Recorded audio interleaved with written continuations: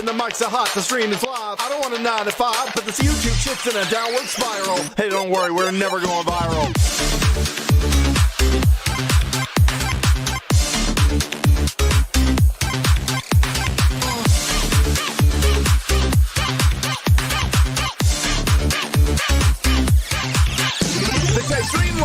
Watching. I got news for you, brother. Fucking nobody's watching. Oh, you said you wanted viewers? Then just already got them. Oh, you said you wanted streamers? Mixer already bought them. And if you hate them, you swat them. But if you don't get killed by cops, beat by bots, or even male and female thoughts, you might just fuck around and land on top. That is, maybe, if you work harder than bro ops.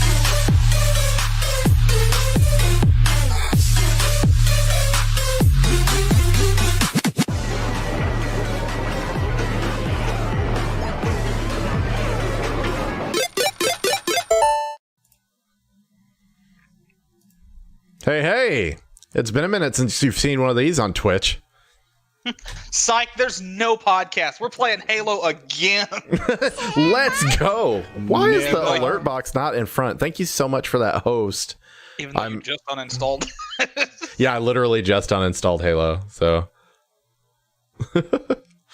All right. Welcome to clubfradio.wave. Chase is still the host, but because we don't really have our new setup yet, Chase doesn't have a visual presentation yet, I figured I'd go ahead and put up my webcam since I've got it set up. I've got Discord set up to show anybody that we've got. Why do you keep installing and uninstalling Halo, Shakuris asks. Because even though I have 3 hard drives, I have a lot of footage and I keep running out of room for shit. So I can't hydrate right now because all I have in front of me is old milk. I have Baja Blast. I'll take it for you. Yeah, there you go. Thanks, man. Oh, and well, better than old milk. There you go. Chat is supposed to show up. Maybe if you made more vids, you could delete that footage. That's why I'm trying to make Divinity, because I've been sitting on that footage for so long. There's a lot of it that's going to get deleted because we basically played the beginning of that game 3 times. Yeah, I bet you have a fuck ton of that game. Yeah. So a lot of it that I was going to try to stitch together into one continuous narrative out of 3 takes isn't actually going to happen that way. Play it a 4th time. No. I will say that it's not unimpossible. Sorry. Just pretend I didn't say that. It's not impossible that we will still play Divinity again. It'll really just depend on whether or not I can churn through that footage before Baldur's Gate 3 comes out. Regardless, there's a couple of things that I wanted to mention before I hand it over to Chase, who has our topic for today. First, I want to thank all of you who bought Nova Drift on our 50% discount weekend. That ends March 1st, so you've still got through tomorrow if you're watching this live. And then if you're, there's a chance it may go up on March 1st, so you may still have some time, but you should have already known, to be honest. The other thing I want to point out is that we are working on, it's hard to say exactly what this is because we're sticking to the never going viral mentality, but I am trying harder to be more of an active brand instead of passively complaining about not having subscribers.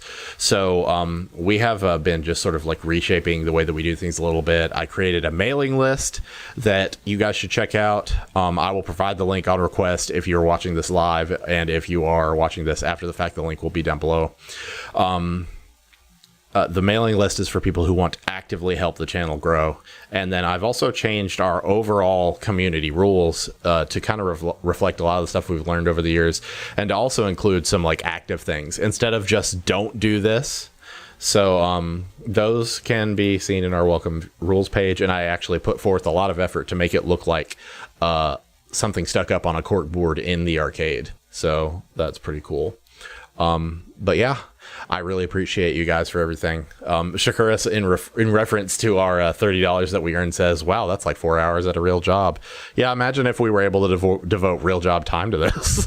That would be really sick. Yeah, stream 8 hours a day. But anyway, with that, everybody else I'll watch. Yeah, for real. Something that's been on my mind too is time management has always been a big problem for us. And Cornchip, thank you so much for the sub. Cornchip's got something he wants to say real quick. Maybe you'll get more subs if you actually do complain more. Maybe I'll get more subs if I do complain more. I doubt it. I really do. I think that there's this weird thing of streamers are scared to be honest with their emotions because they don't want to run people away. And then they're encouraged by their fans, no, be honest with your emotions. But those fans are the ones that are okay with it. The ones that aren't okay with it aren't going to be like, no, don't. So the moment they do, I do think people silently run away from that. So I don't know. I try to keep my bitching comedic. You know, like I don't really want to whine, because the last time I really whined hardcore about something, a lot of people were like, yeah, I don't want to watch this anymore. And that was Monster Hunter. So anyway, I want to go ahead and pass this off to Chase. Chase has our subject for today. Go right ahead. All right. Well, he's already said it, but, welcome back to the Club F Radio, the podcast we used to do every month until everything went to shit. And then we tried to do it again, and let me do whatever. Whatever happened. So I don't even really know. I'm going to show you a screen real quick. We're going to move to talking to the normies. Okay, so this screen, yeah, you can probably hear it right now. There is some arcade noise in the background right now that used to be cranked way higher, and I forgot about that arcade noise. I recorded our last podcast in this scene, and that arcade noise was so loud it could not be eliminated from their audio. So the only unharmed audio was mine. And that does not make a podcast. So it was basically ruined. 2 reasons Chase wanted to switch. Well, actually, probably 3. Switch to doing this on Twitch again. It's easier for you guys to point out to us that something's wrong with the recording whenever you're watching the stream and not listening to us through Discord. But then also, we've missed the engagement that we used to have whenever we streamed it on Twitch. The engagement really helps us whenever we're running low on fuel for the podcast. And then also, if I ever lose the recording, we can get it from Twitch. Shakura says, Jesse talks to a wall for 3 hours of podcast. That's what it would have been. Absolutely. It reminds me of that Fortnite video we eventually put up, even though nobody but us gives a shit about that game, I guess. I actually re-recorded all my audio because it was completely overblown. So I just acted out my own shit. But yeah. I bet that was weird. Not anymore. I'm really used to it now. But it's so fun trying to imitate yourself, because a fake laugh is never going to sound like a real laugh. So you have to kind of put yourself in the mood, and you definitely have to move your body, or else it doesn't work. Yeah. Jesse, there's an issue with the stream. There's a big purple asshole on screen. Go ahead, Chase. All right. Well, today I thought we'd talk about piracy. Ooh, that's a good one. Yeah, because I feel like when you're younger, piracy is a lot different or you view it a lot differently when you're younger than when you get like to be our age or even like late 20s. Because when you're a kid, you're just like, you discovered LimeWire or Kazaa or whatever, and you're just like, well, holy shit, all the music in the world's mine for free. And then as you get older, you're just like, oh, damn, I really like these artists. I want to support them. Like, I don't want to just steal all their work. Right. So yeah, I kind of wanted to talk about how you go from, let's just steal everything there is on the internet to, I'm a grown-ass man, I'll pay for my own stuff. Yeah. Absolutely. I'd love to talk about that. The first thing that it always reminds me of anytime anybody mentions piracy at all when we're on this channel is the fact that this channel wouldn't exist today if I had not pirated Sony Vegas. Yeah, and that's true. And our very first creative projects together, outside of the ones that were done in Game Maker, which I paid for, were done in a pirated edition of Macromedia Flash. So what it reminds me of, you learn about this if you watch The Get Down, but that's sort of historical fiction. It's not entirely true. In the 70s, there was a lot of looting from music stores by people who wanted to get into like the DJ and hip hop scene that otherwise wouldn't have been able to, because the bulk of that community didn't have the money for that equipment. So that was a barrier to entry to that art form that they were literally never going to get around. And then whenever that happened, there was this huge boom in the hip hop and DJ music scene because of all these people with stolen equipment. I am not saying that that's morally right. I am saying that historically that created a cultural shift. And I think we saw the exact same fucking thing happen in the Newgrounds era of the internet. Because in the Newgrounds era of the internet, a lot of those motherfuckers who made iconic Flash cartoons that went on to be animators or celebrities later on in their life, guarantee you they did not pay for that shit because they were youngsters like us. Yeah, so like it's weird. I both approve and this is a thing that I approve and disapprove of, if that makes sense. And I guess we'll get into that a little bit later. But like he was just saying, some of these people that came along, out of the woodwork, they might not have had access to this otherwise. So some of the like legendary artists or like internet meme lords, if you will, we might not have ever seen their work. Yeah. Otherwise, so it's helpful and it's harmful. Yeah, and I think that the industry overall, not just music, not just software, but everything, has been forced to adapt. Because take a look at the easiest thing to look at is literally like the entire Photoshop suite of shit. All of that stuff is subscription based now. And all of it is something that you can get like a free trial of for a little bit to kind of get a feel for it. So it is entirely possible for a young person to get started, get a feel for it, see if they're capable of doing this, and then try to find a financial means to actually have this thing. And I think that that's much better because, they used to be so fucking expensive. Like nobody's going to drop $300 on a software, nor are they going to get their mom to fork out that money for something that they don't know is going to have any, profit off of. So I think that's pretty cool. But in the day, that wasn't a thing, and I also think that is a part of the shift that many of us have had as we grow up towards paying for stuff. I don't necessarily think either of us have had too much of a moral shift per se. I think our shift was in how much we had in our pockets. Yeah, and I can agree with that because like I can remember when I first discovered pirating software and like key generators and stuff. I can remember just pirating anything I could or anything I could find just because I could. Like it'd be stuff I didn't even fucking need or I never was going to use. It fascinated me nearly. I was just like, man, I just got like $2,000 worth of programs for free. Like this is crazy. And I can even remember like going downstairs and like bragging to my dad about it. And now looking back on that is so fucking cringe. It really is. It's so cringe. And I'm just like, man, I don't know why I ever did that, but like I said, it was just sort of my fascination with how it worked. I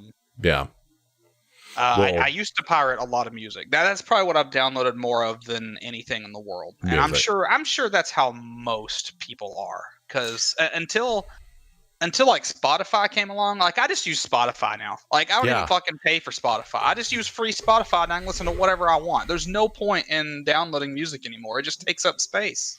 Exactly. And that's kind of what I was talking about with us moving towards subscription models and streaming models and ad-based models is that people just want to listen to fucking music. Like they just want to listen to music. And for the longest time, I actually didn't agree with the argument of, well, it's really their fault for not providing us a way to buy it. Because that just sounds like a thing thieves say. Like that doesn't really sound fair. And as I grew up, I was just like, well, come on, motherfuckers, you do run a business. Like there is a demand that you are not meeting and you are just encouraging people to steal your shit. I think more so I see that with television because there's so many different streaming television networks now. Nobody wants to pay for a whole new one for one show. Yeah. And I think the way around that is most streaming services have a trial. Just boot up that trial and watch whatever you want. Watch that one show in one sitting. You're done. I want to respond to two things from chat. Shakura says, I download music because I like not having to rely on an internet connection, especially because I used to go places with shitty internet. I do the same, but because I actually do pay for Spotify, because my attention span's too shitty. I want to be able to listen to the same song over and over again ad nauseum with no ad interruptions. I don't know, so that I don't fucking hang myself. Like every now and then I just get into weird repetitive moods, and so I paid for it. And you do have the option to offline mode a lot of your music, so I'll do that. Crabdoodles says, I don't know why I had a stroke trying to read your name. Crabdoodle says streaming services are getting as bad as cable was. Yeah, I used to have a real big problem with there being so many of them. Yeah, I don't know if I don't know if they're getting as bad as cable was, but there are a lot of them now. Mm-hmm. But I think an easy way around that is basically, and I understand not everybody can do this. Not everybody has friends, and that's sad, but we won't get into it. But like I pay for Netflix and I pay for Funimation, and I share those two things with basically all my friends who need it, and then they give me one of their logins in return. So like I pay for 2 of them, but I've got like 7 of them. So right. Like I can watch whatever I want whenever I want. Shakur says a lot of stream services are locking down on account sharing, which is strange because on the other hand, several of them seem to be like encouraging it.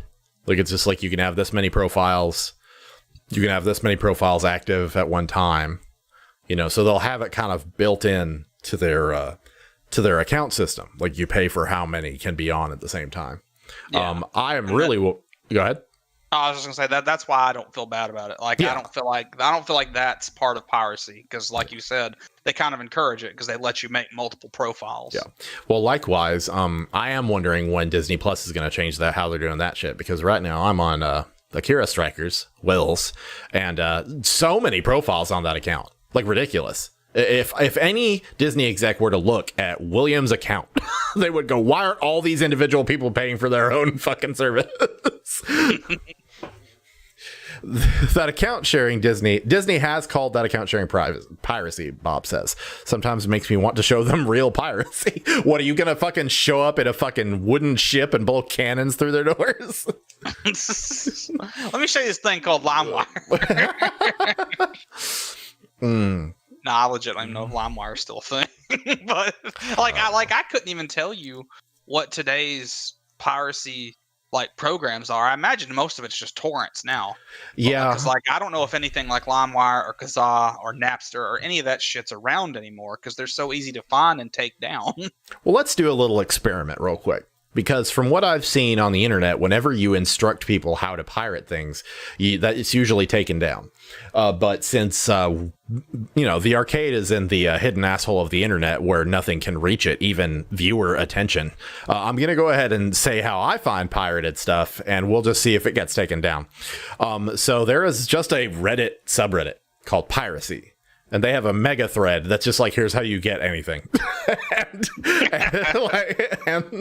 and so like every now and then, we'll want to watch something for like a date night or something like that.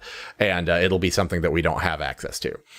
Typically, if we have access to buy or rent it, we are going to, because Candy has budgeted that in. Like, we've been renting all of the Conjuring movies over the past week because we didn't realize they were good, I guess. So we're watching all of those. And she pays $4 for each one, essentially. It's because what the fuck ever, who cares? But every now and then we don't have access to one. And so, there's a rargb.2 website, which, wow. I never remember the name of it. I always have to go through Reddit, and it's a BitTorrent torrent aggregator like Pirate Bay used to be. I don't go to Pirate Bay anymore because whenever they got taken down that one time and said they were going to come back up, a whole bunch of imitation websites came up, and a lot of them aren't safe. So I've just abandoned the prospect of going to the Pirate Bay. Yeah, that's something else that I've shied away from piracy for as well. You can't ever tell what you can trust and what you can't out there. Mm. The one I miss the most is Demonoid, because you had to be invited to it, and I'm pretty sure Demonoid's been gone for years now. Yeah. But Demonoid was a site. It was a torrent site that you had to be invited to by someone there, or by they would have these weird signups, and they would send out X amount of signups. Right. And everything they had was safe. That place was amazing. But like any good thing, they got shut down. But the only thing I pirate these days, quote unquote pirate, like let's say I wanted to play Earthbound. You cannot buy that shit anywhere. You're not gonna go out and find Earthbound for less than $100 if you want like an actual physical copy of it. And then Nintendo offers no way to buy it. I think it did eventually go on their virtual console on Wii and Wii U, but hasn't the Wii and Wii U virtual console been shut down? Or am I wrong? I don't know about that, but it wouldn't surprise me with Nintendo. Yeah, and besides the fact that that's not ease of access anymore. Like, oh, you want to play Earthbound? Yeah, you just need to go and buy one of our outdated consoles and purchase it on a network that is only made available through that outdated console. And there's no guarantee you will get to keep that copy of the game because we run our internet services like we have our heads right up our asses. So it's not a safe bet. So, yeah. So in my book, what I think is okay to pirate is either games you just don't have access to. Like there's no way to buy them without spending a retarded amount of money that is not even going to go to the creator. Yeah. Like if I were to go buy a cart of Earthbound right now, Nintendo wouldn't see a dime of that shit. So it doesn't matter to me. I'll just emulate Earthbound. Exactly. And then I also emulate games that I already own. Like you guys probably remember, I streamed Super Mario Sunshine here, probably 6 months ago. But you still own that game. Yeah. But I own that game. Like I have my GameCube copy. I just can't stream my GameCube copy. So I just grabbed an emulator and downloaded the ROM, or not the ROM, but the ISO, and just played it. So yeah, like I that's when I think it's okay. I don't know how to put this without offending some people, perhaps, but like I feel like if you're over the age of let's say 20 to be generous, I feel like you're old enough that you should probably have a job by now. Like I'm not trying to sound like a boomer or anything, but like you know, I was looking for a job when I was like 15 and I just couldn't get hired anywhere because you can't hire a 15-year-old. Yeah. But like I like having my own money. I hated burning my parents' money. I didn't like depending on them for literally everything. If I wanted a video game, I don't want to have to go ask mom and dad, you know, especially when I'm like legally an adult. Right. So like I figure most people have a job by then. And I feel like if you've got a job, you can probably pay for Netflix. You can probably pay for whatever you're wanting to watch and then just cancel it when you're done watching it. Right. So I feel like most of that is reasonable. Now I get that some of it's not. Like you don't want to go out there and pay for 100 different streaming services, which, you know, we've already been touched on that, so we can skip that part of it. But yeah, I think if you're in your 20s, you should probably be paying for most of what you can. I agree. And then there's also like, there's this concept that I have fought with this for a long time, because anytime you talk about pirating something, the counter argument is often that, and it's always phrased as you're taking food out of the mouths of the families of the people that worked on that. And I've always, from like a purely annoying literal perspective, have been like, that is not happening. that is not happening, because they aren't earning as much as they would be earning. But it's not like you're taking anything away from them. But I do respect and understand that if these people worked on the game, then the profit is part of how not only they get their initial starting salaries, but how they secure their bonuses afterwards. Now that digs into a whole nother argument of, you know, a lot of companies requiring certain scores for bonuses, which is bullshit. But I think that there is a growing sentiment of, if you support someone on the internet, you want to tip them money. Speaking of money tips, I just got my email notification for that sale. So that also counts for game developers. Like, for example, I'll give you an example of one game that I pirated and then bought 3 times. And it is Cave Story, because Cave Story used to just be free. Like, I didn't even really pirate it, but I think at that point in time, it had become something you could pay for. And then I just downloaded it. He initially made that game just as a fan project and just gave it away. But I guess upon realizing, oh, I just made a video game, I should sell this, released it for sale. And then it got remastered like a couple of different times. So I own that game. I believe I own it on Steam. I own it on 3DS. And I own it on Switch. And I have no problem with the fact that I bought it that many times, because it's an excellent game. My only problem with it is that I too often, and sometimes it's discouraging. But I love the fuck out of that game, man. So like, I think that's a growing attitude. Is a lot of people go, well, I'll pirate it, and if it's good, I'm definitely gonna give them my money. Do I agree with that? Not necessarily, but I know a lot of people feel that way. I think the last like AAA new release game I pirated was not the newest Deus Ex, but the one before that. Yeah. Human Revolution, maybe? I don't know.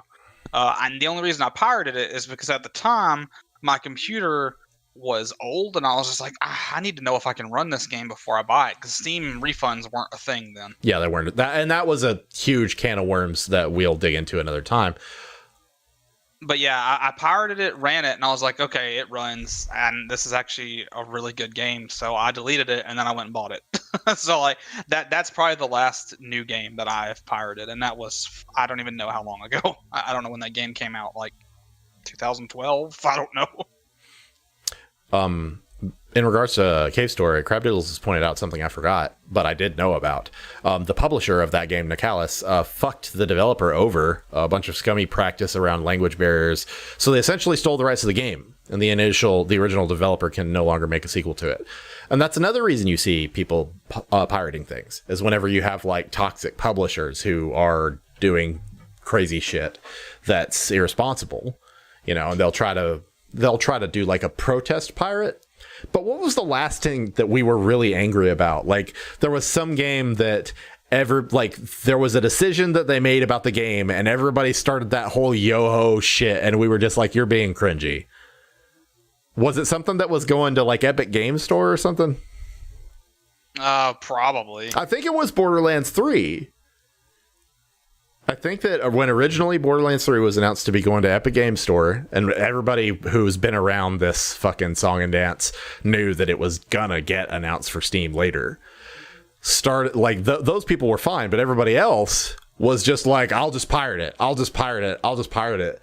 It's just like, you're the reason why they typically don't make sequels to these games, right? I can't always support that mindset of, I don't agree with what they did, so I'll just pirate it. If you are strong enough to boycott something, motherfucker, you boycotting it. You don't get to play it now. You like, what the fuck is wrong with you? Like, sometimes a protest piracy to me is like the most spoiled version of protest. Like, it's like, no, you just fucking boycott the game. But people would be like, no, I'm still going to play it. It reminds me of that meme of everybody being like, don't support Call of Duty Modern Warfare 2 until they have dedicated servers. And the follow-up screenshot of all those people in that Steam group playing Call of Duty Modern Warfare 2. Yeah. Well, something that's always bothered me is people are like, oh, vote with your wallets. When the fuck has that ever worked? Can you give me an example of when that's worked ever? I think someone probably can. But I can't. I feel like whenever you see vote with your wallets, like, don't get me wrong. If everybody did vote with their wallets, it'd make a world of difference. It would work. Yeah. You're only seeing the vocal minority who say they're not going to buy the game. The people who aren't involved in online discussion are just like, ooh, game. And they're still fucking spending their money on it. The people who are just going to go ahead and get it vastly outweigh the people who are just like, well, I'm not paying for it. Yeah. I will say, like, there have been times when I have been like, I don't want to support this company's practices, but I'm also not holier than thou enough to always remember. Like, I'll be like, the other day I was playing a game with Candy, and she really wanted to buy it and play it together. We were playing the demo, and I realized it was Rayman, and I was like, God, I fucking hate Ubisoft. But I didn't choose to not buy it because it was Ubisoft. I chose to not buy it because I have not enjoyed those Rayman platformers. And I was just like, maybe this is a game that's like still fucking $50 that I don't enjoy. And fucking Ubisoft put it out. Like, what the fuck? But like, I have been that guy. Like, ever since my negative experiences with more than one Ubisoft game and watching them just fucking cannibalize Assassin's Creed, I don't want to support them anymore. But I'm not naive enough to think that that's making any fucking difference on their business model, because they are still putting out Assassin's Creed games. Yeah, and I'm getting to that point with Blizzard. Battle for Azeroth, which was a World of Warcraft expansion, was absolute dog shit. I hated it. I immediately bought Shadowlands, the newest one that came out, because it looked promising. It always does. That's how they get you. Yeah. And so far, from what I understand, Shadowlands is actually good, even though I quit playing it like a month in. Like, I didn't even hit max level and none of that stuff. I was just like, man, I'll come back and play this during the summer or some shit. Yeah. But like, I'm about ready to drop Blizzard altogether, because like I'm getting to the point where I think I've had my fill of World of Warcraft until they like make World of Warcraft 2 and like vastly improve it. And then like they completely, and I mean completely, fucked up the Warcraft 3 remaster. Like they ruined it. And now I'm giving them one more chance with this Diablo 2 remaster, and if they fuck it up, then I'm probably done with them. Yeah. However, the people that they have like outsourced Diablo 2 to are the people that have made several really good PC ports. So I have good hopes for it, because it's technically not Blizzard working on it. Right. I'm trying to think of other companies that have made me feel that way outside of Ubisoft. And what's funny is this is actually where this can come back to Piracy. A big company that has made me feel like I just give up, I'm never going back, has been Nintendo and Nintendo subsidiaries. But when was the last time you pirated a new Nintendo game? Because it's a little harder. Like, yes, I think they get away with that particular thing more than any other company in the world. Yes. Yeah, like I'll let's see. I'm gonna try to think of like the last time I was like, fuck it, done with Nintendo. Like, I do know that there were a lot of people who for the longest time, you'd see this on the PC Master Race subreddit, and it pissed me off because they'd be like, why would you have a Nintendo Switch when you could play all these games and Zelda Breath of the Wild on your PC? And it's just like, so that's your selling argument for the PC? Is that you can steal Nintendo games on it? Like, is that an official feature? Like, is that really in the brochure? But I know that raised its own entire ethical argument, because the person working on that, like, really good Switch emulation, am I mistaken, or were they not, like, making money off of that? Oh, they were making fucking retarded money off of it. They were making, like, last time I think I heard about it, they were making like $30,000 a month from their Patreon. Yeah, but they were tearing it up, man. They were making a shitload of money. Yeah, and that's a problem. But at no point did I consider emulating Breath of the Wild, largely because I didn't even really want to play Breath of the Wild that badly. I think I was more excited for Mario Odyssey than I was Breath of the Wild, but I got them both. And I liked them both. I think Chase and I have a differing opinion in that, like, I am very much an shiny kind of person, I guess, in that half of the fun of playing a Switch to me is fucking holding it and touching it. And so I don't have much of an argument anytime somebody points out the problems with it, of it not having good games, of it not having good processing power, because my monkey brain doesn't care about those things as much, at least in this case. And that's something Nintendo does have going for them, is that you can't pirate that tactile feeling of having a Nintendo Switch. So I think that's a big reason why they're getting away with a lot of their shit, because in these other instances, the threat of piracy has kind of possibly promoted a lot of people to get off of their bullshit. And here Nintendo is back on their bullshit, like, all the time. Yeah. Like, I don't know. I know for a while there, I can't remember if it was the Switch or the 3DS. I want to say it was the Switch, like the initial ones that came out that people hacked into. They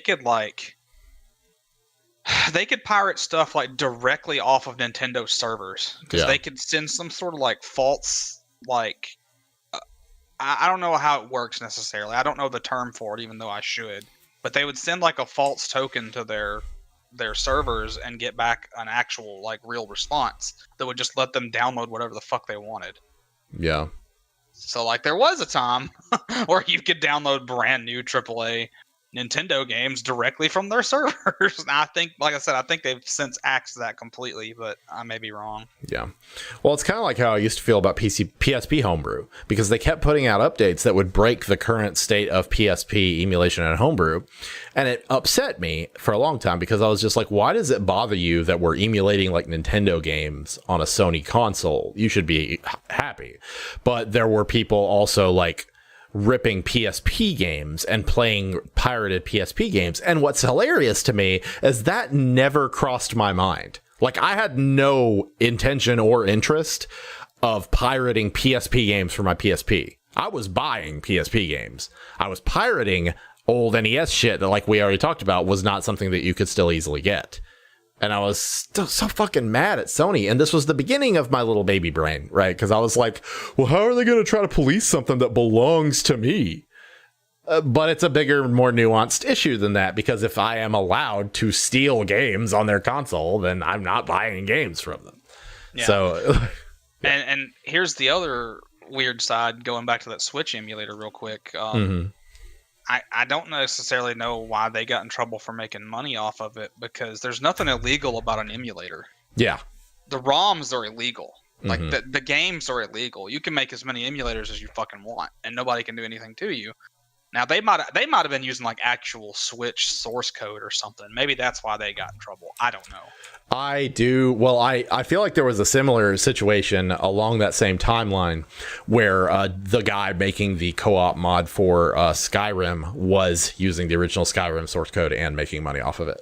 Like, that's been the ethical quandary of why we haven't played that yet. Number one, Chase for the longest time was just like, it's not gonna be good. All of those multiplayer mods never wind up being good. And then we saw a video of it recently, and it's gotten good-ish. But we were also aware of the fact that that person was making money unethically the entire time.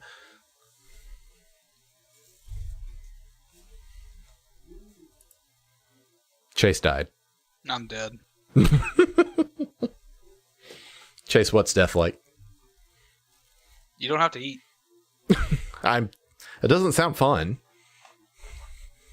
You don't have to sleep. I like that. No, but I'm trying to think of something else that's been like in recent times to deal with that deals with like a big piracy type thing. I went through a big phase to where on my original DS I had a flash cart thing that I had gotten off the internet. Yeah, it was like $80, and it looked just like a regular DS cartridge. You put it in your DS, and it had a little slot for a micro SD card. And you just pop that in there, and I could play anything. I could play any brand new DS game that had been, a ROM ripped out of the cartridge for. And that was really fun. I played a lot of stuff that way during my like first few years of college. But like I wouldn't do that these days. Like I said, I'm old enough to pay for my games, so I'm going to. Well, something else too that I've noticed, and this may only apply to people like me, ADHD, or people who just erroneously call themselves ADHD. If I get my hands on a lot of games at once, pirated or not, I'm probably not going to beat a single one of them. Now that is a problem. Yeah, I 100% get that, because people are always like, "Oh, well, just get the fucking the Xbox Live Games Pass. There's like 1,000 games on there," and I'm just like, man, if I do that, I'll start one and I won't finish it because I won't feel like I paid for this. I need to finish it. Yeah. like in any game I start from your Steam library, I don't feel obligated to finish because it's not mine. And what's funny is we've argued about that before, in that like even when I pay for something, I don't feel obligated to finish it if I really don't like it. But now with Steam refunds, I'll just get my money back for that shit, or I'll trade it in if it's a physical copy of something. But I will say that there are games that like if I'm enjoying it, but my attention span has just withered a little bit, I will still come back to it later. Case in point, Control. I got Control as a Christmas present. And I every now and then get stuck on it because I'm not going to say it's hard, because then Shakuris is going to read me for it, but I have been stuck on it from time to time. And stepped away, but the story is too interesting, so I just keep coming back to it. But I feel like whenever you get your hands on a bunch of free games, you don't have the same patience for stuff like that, and you may not even come back to it. And so I feel like when you get a collection of downloaded ROMs, it's kind of the same way. Yeah, and like, luckily I don't have that problem that you have, to where if I pay for something and I'm just like, oh, I don't like this, then I just quit playing it.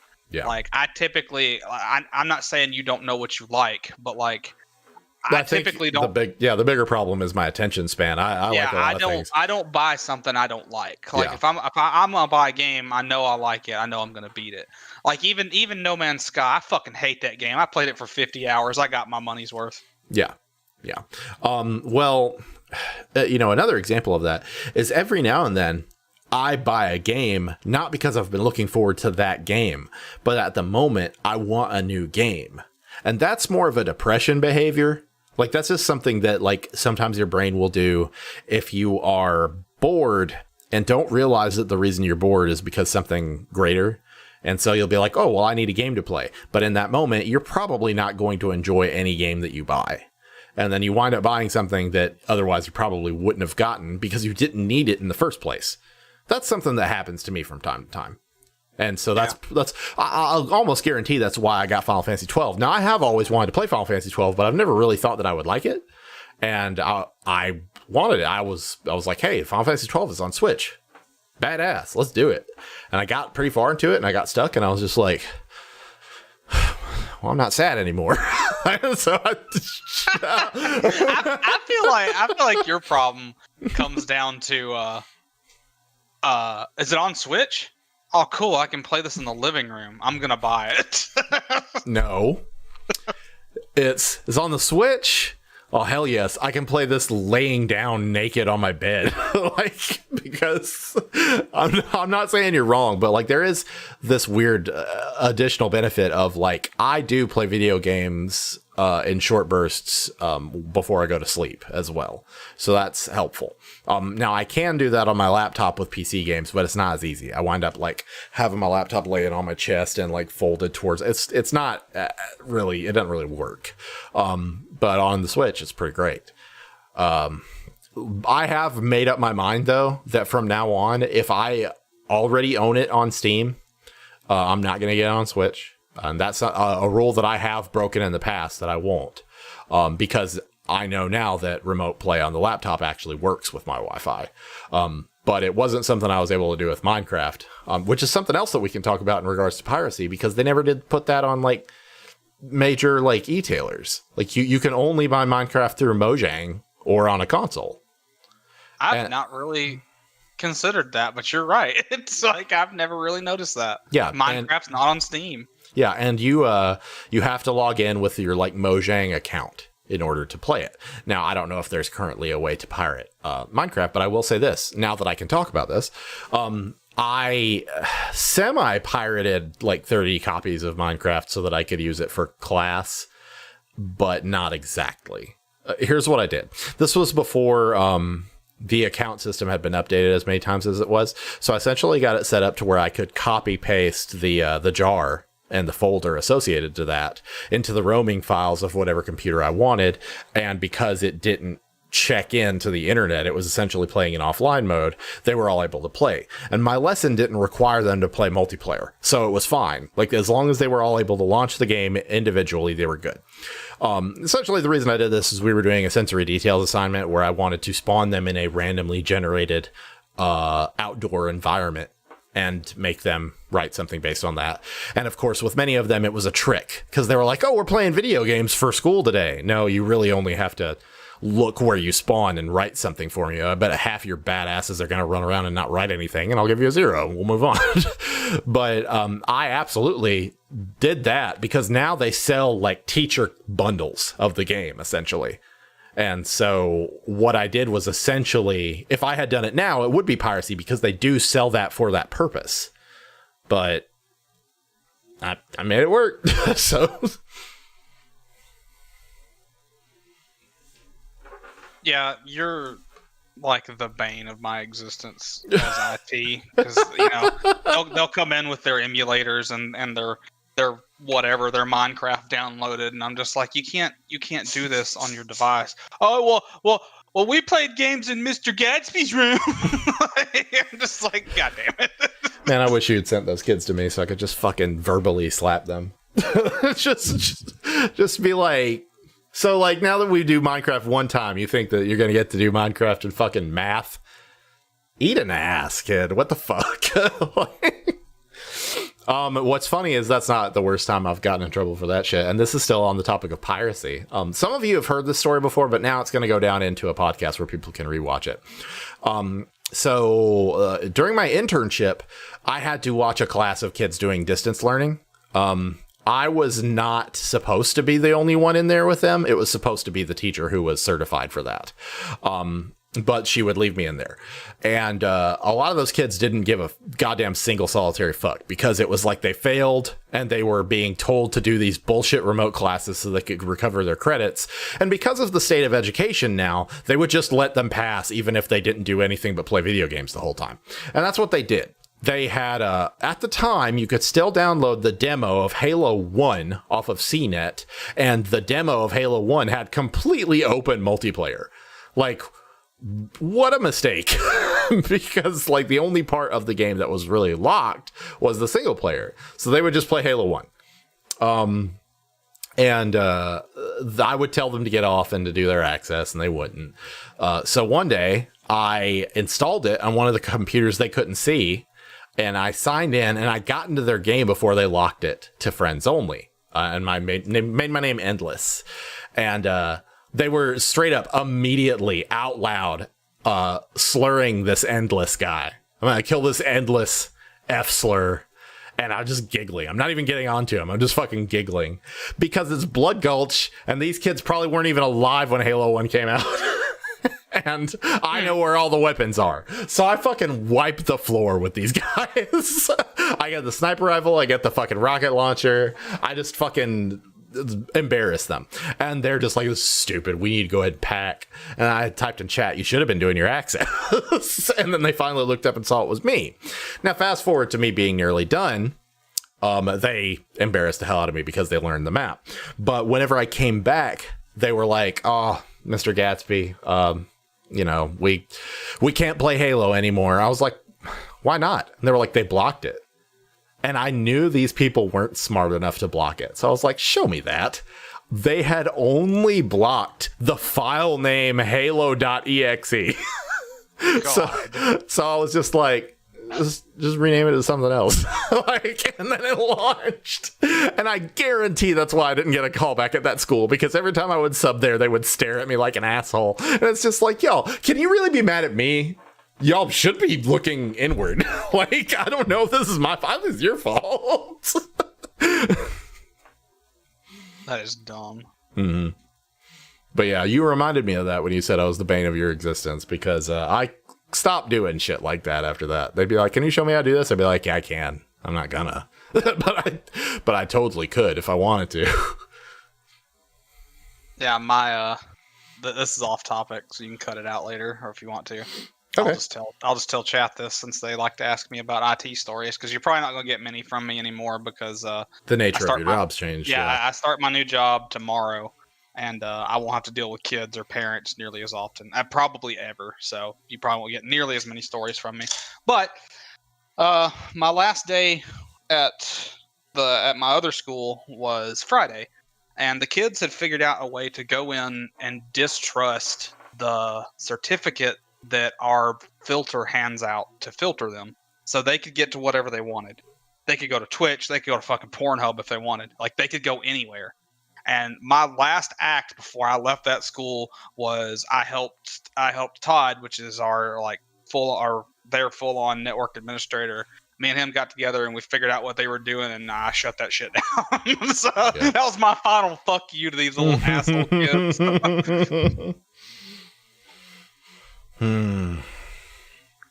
Just reminds me of when I first started, and I had this bad mindset of the chill teacher that I adjusted over time, because being chill doesn't mean just letting them do whatever the fuck they want. Like, that's not okay. You still have to have rules.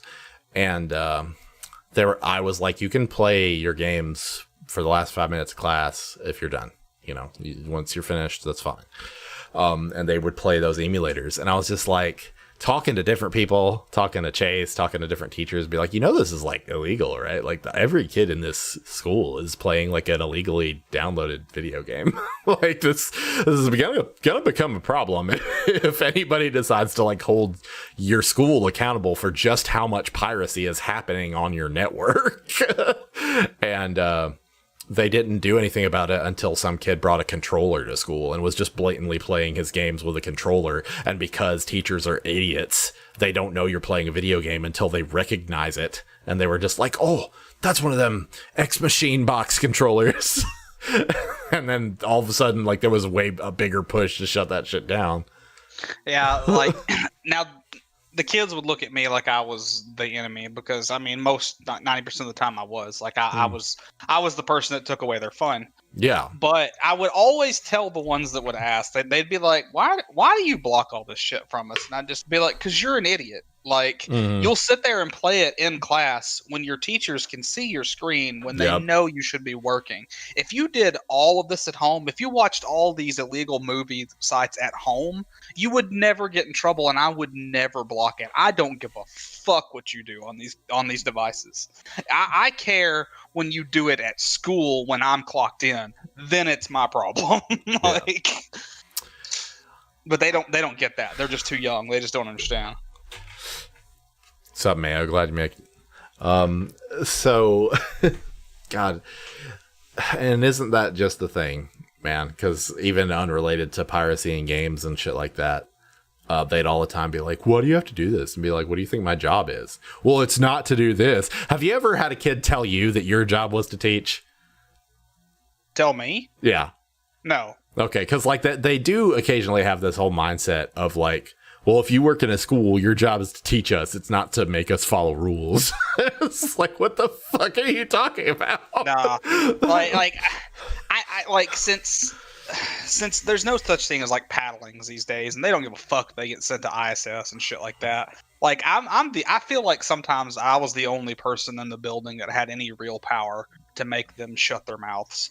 Because if they ever mouthed off to me or lied straight to my face, I'd just be like, I'm restricting you right now. And they'd be like, whoa, oh, and I'd just be like, go to class. Like, get out of my office. Because they can't get around that. Like, and they care about that. That's what they really care about. And likewise, I used you as a consequence. Every time I'd get a new batch of kids, I'd just be like, I need you to know that Mr. Chase, the computer guy, is like my best friend. And if I have a problem with you, I will just ask him directly to shut your computer down. And they'd be like, he can't do that. And I'd be like, oh, just watch. just watch. Yeah. There were a few teachers that would use me that way big time, which I didn't mind. I didn't care. Like that was part of the fun. But I know a way to swing back on topic here for you. Since we already are talking about school and stuff, and it's been out for a while what you used to do. I know at one point you used to have to pirate like books and shit for class because absolutely. The state don't give a damn. They don't give a fuck. So if you want to talk about that a little bit, like you were encouraged to pirate. I would love shit. to. Let me give you some context. When I was in school, one of my teachers in college said, in order to be a good teacher, you have to beg, borrow, and steal. And I always held on to that. I know that one teacher doesn't have authority about what we're allowed to do as teachers, but I always hung on to that because I was just like, we're not going to have the resources.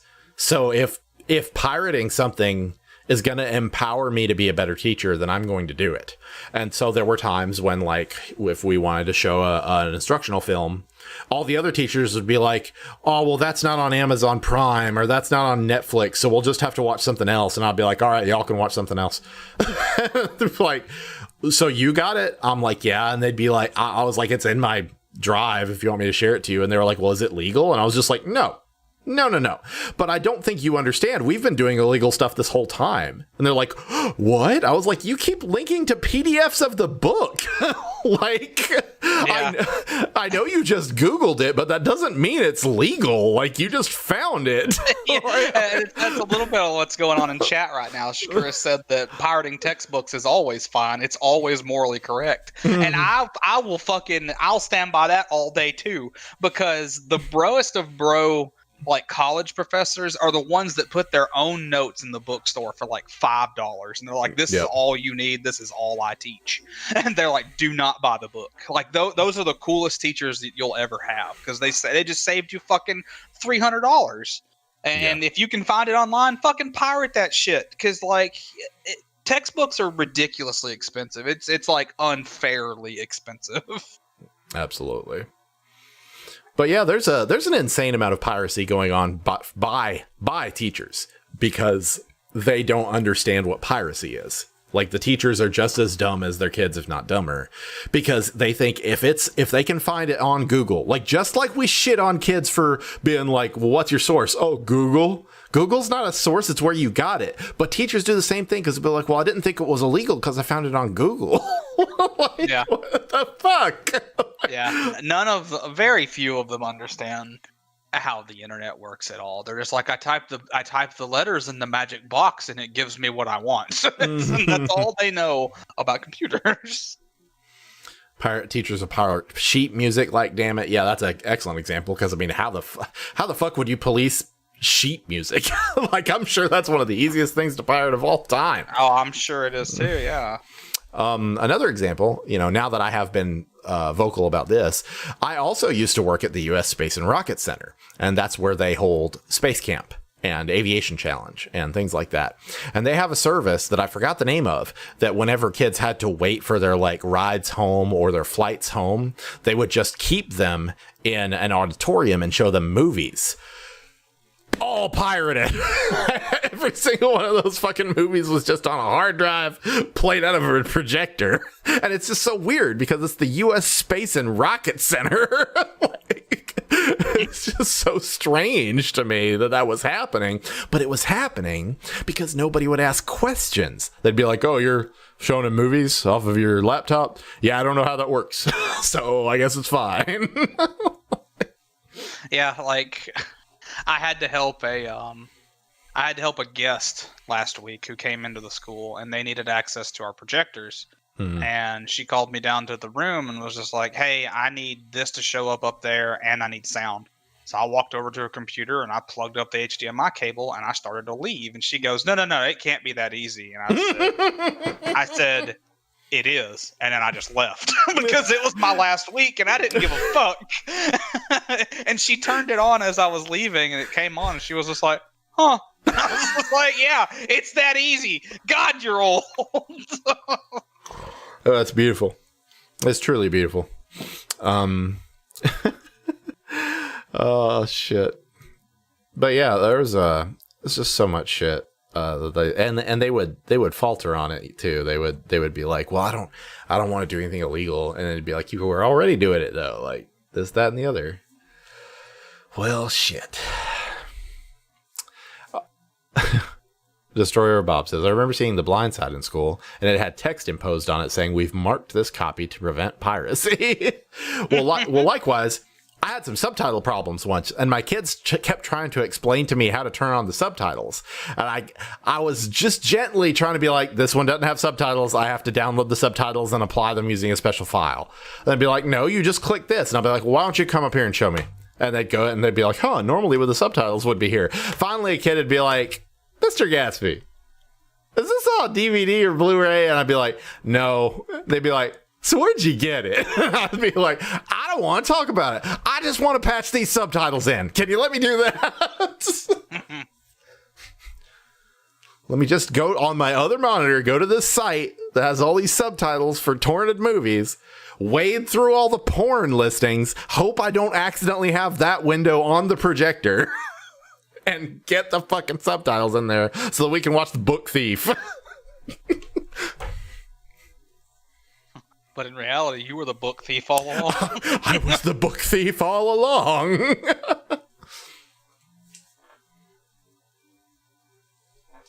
And that's kind of what's happening, is that you'll get admins who will be like, they all need to be able to take their books home. Be like, great, you have to buy us 130 books then. And they'll be like, okay, well, shit. It's like, can we not just get a PDF? Yeah, but that's piracy. What if we look on Google? Yeah. And I mean, not to like say that some of that stuff is okay, but a lot of times if you find one of these free streaming websites, like I can't remember the big anime one that got shut down recently, like Kiss Anime, I think that was it. Yeah. A lot of times if you're watching that, like it's not like you're probably not going to get in trouble, right? Like your ISP may send you a fucking letter that's just like, hey, we know you're watching this, you need to stop or we're gonna fucking shut off your internet. Yeah. But like you're probably not going to get in legal trouble. Kiss Anime is going to get into legal trouble. Like, so, you know, if you're watching those streaming websites, you're not necessarily going to go to jail, but it's still illegal. Yeah. Well, you know, what that reminds me of that we haven't touched on yet is that the fact that there are ramifications now. You're not always going to get them. But every now and then your ISP will be the one that enforces that. I've never had a letter. I don't think you have. I think I have one time, but maybe that was back when I was living with my parents. We know someone who has. I know someone who might have stretched the truth about it. Yeah, but I'm not going to say the name of the person because I don't want the dubiousness of the story to be an insult to the individual. But I do know we had a friend who got a letter about a bunch of like porn, like stolen porn. And I think that I am worried about getting a letter like that. I'm worried about it being a big deal, but I've still never gotten one. And so I never really know what to do. You know, especially for like, if we need to get like a movie, because there's always this fear of yeah. I don't think I would get a letter these days. Cause like I said, I don't pirate basically anything anymore. Like I might go get a ROM of some fucking old SNES game that I couldn't possibly buy now.